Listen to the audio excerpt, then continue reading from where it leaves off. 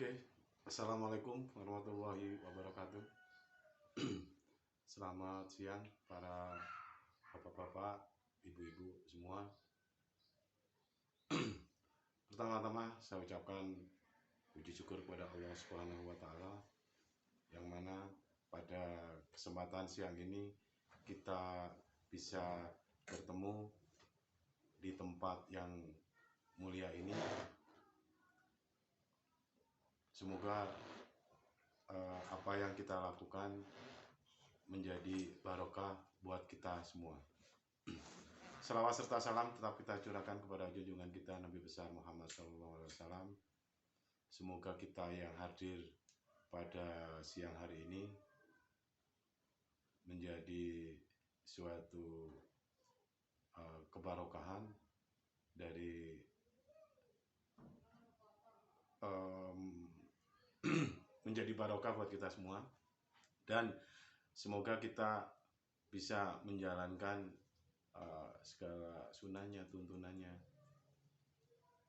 Nabi besar Muhammad SAW sampai yaumil akhir. Pertama-tama saya ucapkan terima kasih atas waktunya kepada panitia yang telah menyiapkan waktu buat kita, dan para tamu undangan. Yang pertama-tama saya sampaikan, saya mencoba memperkenalkan diri. Jadi ada suatu istilahnya atas kudrat dan irodatnya Allah ya, mungkin saya berada di tengah bapak-bapak semua. Jadi dengan niat yang ikhlas, tulus, insya Allah juga akan memberi jalan buat kita. Jadi untuk pada awalnya kita sebenarnya tidak mempunyai niat, tapi dengan adanya dorongan dari masyarakat yang banyak untuk sebagai calon kandidat, kita ikut dalam kompetisi ini. Jadi perlu saya perkenalkan diri, nama saya Zainuri. Jadi saya berasal dari Jawa Timur, dari Surabaya. Jadi saya berada di tataran Sunda itu sudah hampir 30 tahun ya. Saya menikah dengan seorang istri yang bernama Neneng Suryani, anak dari Bapak Ade Usman dan Ibu Hindun. Dan alhamdulillah saya dikaruniain putri 3 orang. Yang pertama putra yang sekarang duduk di semester akhir di Fakultas Peternakan. Yang kedua putra yang sekarang duduk di SMA kelas 2. Dan yang ketiga putri yang berumur 4 tahun. Dengan dukungan keluarga, alhamdulillah kita mantap untuk menjadi seorang kandidat di Desa Linggasari. Menyangkut tentang keberadaan seorang kandidat adalah itu menjadi hak semua warga negara. Jadi hak semua warga negara berhak dipilih dan memilih. Pada kesempatan ini saya mengambil posisi hak untuk dipilih. Jadi perlu dipahami oleh bapak-bapak semua bahwa itu melekat oleh semua warga negara. Hak itu melekat. Jadi untuk itu harusnya tidak ada diskriminasi. Dalam artian diskriminasi tentang apa yang istilahnya ada intervensi, ada itu tekanan, itu harusnya tidak ada. Begitu juga dengan bapak-bapak semua. Bapak-bapak semua hak memilih. Jadi hak memilih adalah itu hak yang melekat. Karena apa? Hak melekat itu adanya hak asasi. Hak asasi itu ada lindungannya. Jadi istilahnya kalau hak memilih itu ada yang mengintervensi, berarti demokrasi itu tidak berjalan. Jadi keberadaan Perpus Beureum nomor 3 adalah mencoba memperbaiki sistem demokrasi yang ada di Desa Linggasari. Bukan selama ini demokrasinya tidak benar, tapi kita berkewajiban untuk memperbaiki secara umum demokrasi yang ada di Linggasari. Jadi hak-hak yang melekat kepada individu itu harus bisa dipegang gitu loh. Jadi jangan takut. Jadi bapak-bapak kalau memang beda paham, beda pilihan, itu hal yang wajar. Jadi bukan karena ditekan harus milih ke sini. Nah itu ikutin kata hati nurani. Ya, yang dinamakan hak semuanya mempunyai hak yang sama, itu kita mengacunya kepada Bhinneka Tunggal Ika. Jadi sebenarnya Bhinneka Tunggal Ika itu memang sudah lahirnya dari dulu. Jadi kita berbeda-beda paham, kita berbeda-beda suku, berbeda-beda agama, kita tetap satu. Gitu. Jadi kalau ada seseorang yang mengisukan ini yang terjadi adalah perang Jawa Jang Sunda, itu berarti pemahaman tentang Kebhinneka Tunggal Ikaan itu kurang. Jadi harus perlu belajar lagi. Ya. Jadi oke, seperti itu. Jadi tidak ada yang bisa dibeda-bedakan. Kita sama, satu tujuan. Ya. Apabila kita ke depannya kalau ingin lebih maju lagi, ya kebersamaan dan persatuan itu yang utama. Jadi ibaratnya sapu. Kalau sapu satu untuk membersihkan suatu tempat, ya nggak bisa. Jadi dengan kebersamaan kita bengket, sapu itu akan bersih. Dari filosofi ini mencerminkan bahwa kebersamaan itu bisa mengalahkan segalanya. Jadi kebersamaan bisa mengalahkan egois, ya, kekerasan atau premanisme. Itu terkalahkan dengan kebersamaan. Oke, kita lanjut ke materi visi misi dari Perpus Beureum nomor 3. Jadi visi misi dari Perpus Beureum nomor 3 nomor 1 adalah gerakan perubahan dan transparansi. Jadi kenapa Perpus Beureum nomor 3 mengangkat isu ini? Karena ini hal yang mendasar dalam suatu lembaga. Transparansi itu sebenarnya sudah harga mati. Untuk mencapai suatu transparansi itu dengan baik, ya timbulnya dari kesadaran semua. Dari aparat, dari masyarakat, tokoh masyarakat, tokoh agama. Ayo orang sauyunan untuk membangun Desa Linggasari. Dengan adanya gerakan perubahan ini, jadi gerakan perubahan bukan gerakan frontal, tapi gerakan adalah melanjutkan hal-hal yang baik, ya, menyempurnakan atau menciptakan hal-hal yang baru, dan meninggalkan hal-hal yang tidak baik. Itu. Jadi kita bukan alergi terhadap suatu perubahan. Makanya dalam suatu daerah atau suatu desa yang mempunyai alergi terhadap suatu perubahan, bahwa tercermin nanti si desa itu nggak akan maju. Pada di era sekarang itu perubahan itu sudah hal yang mutlak. Perubahan dalam hal yang positif. Jadi ada perubahan-perubahan yang harus kita jalankan.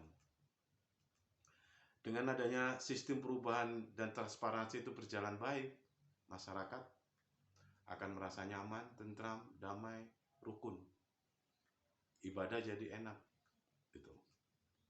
Untuk poin yang kedua, melakukan reformasi sistem birokrasi. Jadi sistem birokrasi yang sekarang itu mungkin sudah baik, tapi alangkah lebih baik dengan sistem reformasi birokrasi kita akan dorong lebih baik lagi.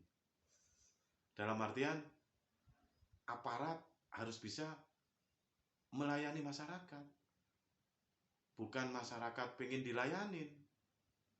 Itu yang diinginkan masyarakat dalam hal apapun, dalam pengurusan administrasi, dalam hal pembagian bansos dan sebagainya. Di situ peran dari seorang aparatur yang paling bawah aja, RT, itu memegang dominan. Karena apa? RT itu yang bersinggungan langsung dengan masyarakat. Makanya untuk RT harus mempunyai suatu kembali lagi ke basicnya. RT adalah rukun tetangga. Jadi harus bisa menjaga kestabilan, keselarasan, ketentraman, kenyamanan di lingkungan itu. Dalam hal reformasi birokrasi ini, yang intinya dalam pengurusan secara administrasi KK, KTP harus cepat, tepat, akurat. Ya, jadi peran seorang RT itu adalah membantu. Jadi mempersiapkan persyaratan biar tidak bolak-balik lagi, ini kurang, itu balik lagi seperti ini. Itu mencerminkan apa? Perilaku seperti itu mencerminkan tidak adanya komunikasi dan koordinasi. Dengan adanya komunikasi dan koordinasi dengan baik, insya Allah hal-hal seperti itu ya kita agak kurangin. Udah nyiapin KTP ini, mau kembali lagi, ini kurang, ini lagi, kurang, itu lagi. Lama-lama si warga ini kesel gitu loh. Makanya kita sebagai pemimpin ke depannya yang bertanggung jawab adalah kepala desa itu nanti itu. Yang bisa memberi arahan terhadap RT supaya dia bekerja sesuai dengan schedule. Terus ketiga, peningkatan sumber daya manusia. Jadi peningkatan sumber daya manusia dalam artian tetap kita meningkatkan akhlakul karimah. Jadi program peningkatan sumber daya manusia adalah bukan program daerah, bukan program kades. Itu akan kedepannya akan menjadi program secara nasional. Karena apa? Dengan perkembangan zaman sekarang ya yang masif dan sebagainya, itu tidak terlepas dari tugas atau tanggung jawab seorang pemimpin supaya sumber daya manusia itu bisa meningkat dengan adanya edukasi kan gitu. Dalam hal fokus prioritas untuk Korpus Berem dalam hal peningkatan sumber daya manusia akhlakul karimah kepada generasi-generasi yang akan datang. Dengan akhlakul karimah yang tidak kita tingkatkan, kemungkinan akan menjadi generasi-generasi apa nanti di masa mendatang. Jadi minimal keikutsertaan dari seorang pemimpin untuk pembentukan akhlakul karimah itu ada. Jadi nanti akan bersinergi atau berkolaborasi atau bekerja sama dengan tokoh masyarakat, tokoh agama, dan ustadz, guru ngaji. Karena di situ adalah untuk menciptakan akhlakul karimah. Mudah-mudahan dengan apa yang dilakukan para ustadz-ustadz ini ya, dengan jihad fisabilillah menjadi amal baik mereka. Ya. Tapi kita sebagai pemimpin harus bisa memberi reward atau penghargaan atau kanyaan atau kadede, ya mau nilainya berapapun, tapi itu adalah suatu perhatian dari seorang pemimpin terhadap para ustadz guru ngaji. Terus untuk peningkatan sumber daya manusia lagi dalam hal keterampilan, peningkatkan ekonomi kerakyatan. Jadi keterampilan nanti mungkin untuk kedepannya mungkin ada kursus ibu-ibu, bikin apa, akan kita bikin program seperti itu supaya ekonomi kerakyatan terbantu dan sumber daya manusia meningkat. Terus yang selanjutnya pembinaan pemuda sesuai dengan potensi, bakat dan minat. Jadi kita menyalurkan dalam hal kegiatan-kegiatan positif supaya terjalin dengan baik. Jadi mungkin yang hobi main bola, yang hobi bulu tangkis, nanti di dusun 1 itu ada pelatihan main volley atau badminton. Nanti saya sebagai pemimpin kedepannya harus bisa mendorong untuk bisa lebih maju lagi kegiatan-kegiatan seperti ini. Jadi bukan hanya tidak ikut mendukung. Jadi kewajiban seorang pemimpin adalah mendukung atau merangsang semua kegiatan-kegiatan yang bersifat positif. Untuk poin selanjutnya yaitu peningkatan ekonomi kerakyatan yang bersumber dari dana BUMDes. Jadi hal ini sangat menarik sekali. Jadi saya dari kandidat nomor 3 Kerpus Berem, kenapa ekonomi kerakyatan itu perlu dibangun. Jadi ekonomi kerakyatan itu ya UMKM itu ya yang bikin keripik, bikin kerajinan-kerajinan yang lain. Gitu. Jadi dengan kondisi ekonomi yang sekarang itu bukan hanya di Linggasari aja yang terjadi, semua daerah seluruh Indonesia juga berdampak masalah ekonomi.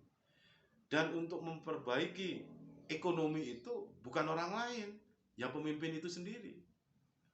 Makanya saya keterpanggilan untuk maju menjadi kandidat ini, ya saya berusaha untuk menjadi pemimpin yang bisa mengangkat atau meringankan beban kehidupan ekonomi kerakyatan.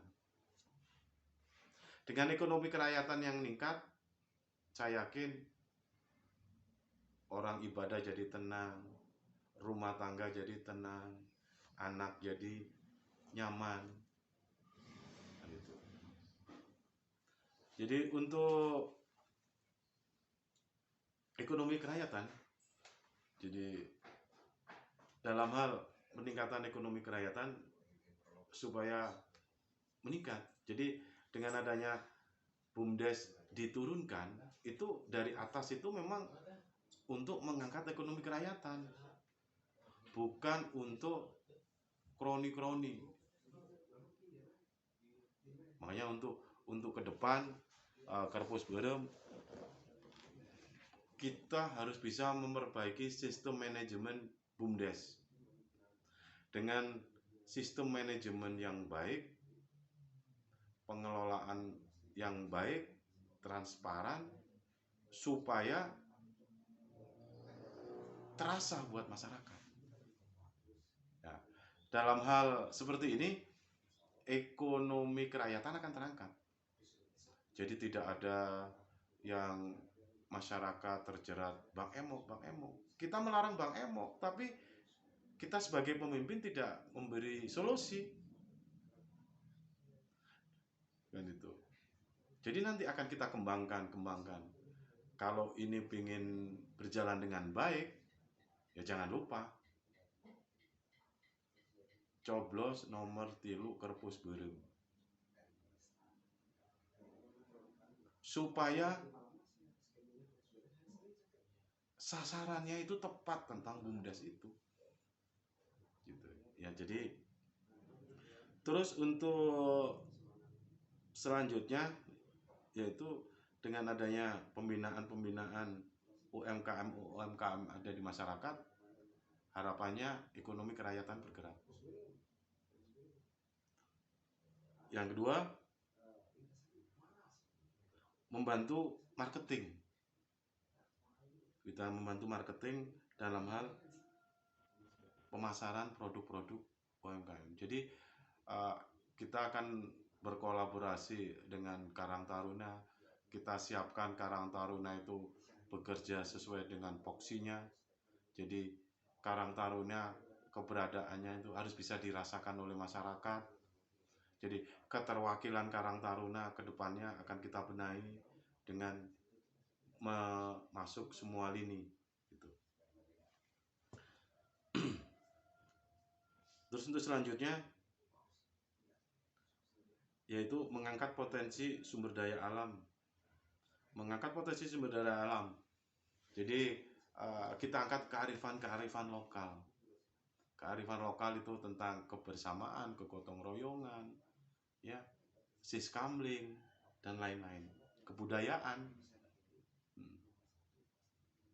Jadi dengan adanya kita mengangkat kearifan lokal itu tidak terjadi suatu gesekan-gesekan.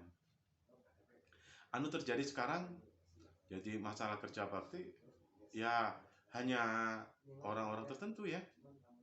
Orang-orang tertentu, bukan kita kembalikan lagi kearifan lokal tentang sifat kegotong royongan, kita kembalikan lagi dalam artian supaya terjalin gitu. Jadi untuk mengangkat potensi-potensi di daerah tersebut akan kita gali. Misalkan di dusun 2 potensinya itu apa, akan kita angkat. Coba kita diskusikan supaya terjalin suatu sinergi gitu ya. Dengan adanya seperti ini, mudah-mudahan kedepannya untuk masyarakat akan bisa lebih baik lagi. Yang ketujuh adalah peningkatan sarana kesehatan secara maksimal. Jadi poin yang pertama adalah peningkatkan rumah layak huni gitu ya. Jadi dari program pemerintah nanti kan selalu ada, jadi misalnya Rutilahu yang terjadi sini. Jadi program-program Rutilahu itu adalah program pemerintah ya. Jadi sama dengan program jalan, program irigasi, drainase, semuanya itu program pemerintah. Karena hal yang sekarang yang terjadi adalah beda dengan tahun-tahun yang sebelumnya. Jadi itu bukan programnya Kades, tapi menjadi program pemerintah. Jadi uang itu juga bukan uangnya Kades, tapi uangnya pemerintah. Jadi perlu dipahamin oleh semua warga semua. Terus dengan adanya peningkatan itu, ya mungkin kesehatan akan menjadi lebih baik. Ya, jadi peningkatan kesadaran masyarakat tentang pentingnya arti kesehatan. Jadi makanya untuk program gotong royong dan sebagainya kita fokuskan di lingkungan. Misalkan di RT 1 seperti ini gitu ya.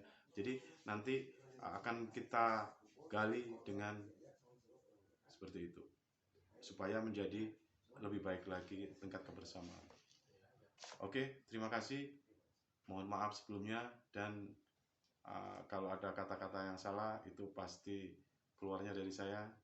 Ada yang benar itu hanya milik Allah. Saya akhiri, assalamualaikum warahmatullahi wabarakatuh.